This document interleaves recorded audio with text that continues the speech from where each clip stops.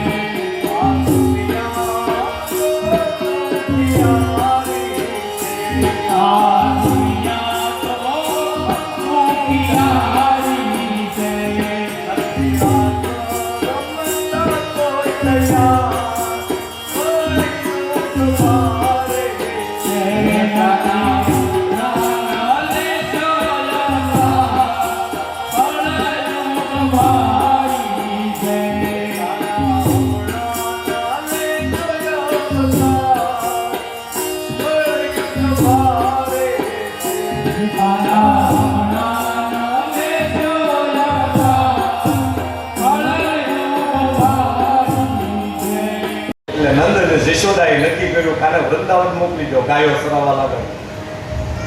કાંઈ કામ તો કરતો નથી તો આને ગાયો સરાવા લગાડી દો।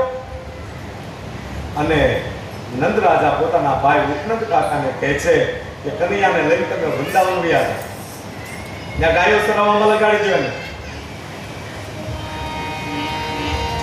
એટલે આજ વૃંદાવન કનૈયાને લઈને ઉપનંદ કાકા જાય છે। કનૈયો ગાયો ચરાવે છે, પણ કનૈયાને એમ થયું કે મારે વાંસળી શીખવી છે। ઉપનંદ કાકા વાંસળી બહુ સારી વગાડે, એટલે કનૈયાએ કીધું કે કાકા મને વાંસળી શીખવાડજો ને। ઉપનંદ કાકા ના હો, તને આ વાંસળી ન દેવાય, આ વાંસળી એમ કાંઈ શીખાય નહીં।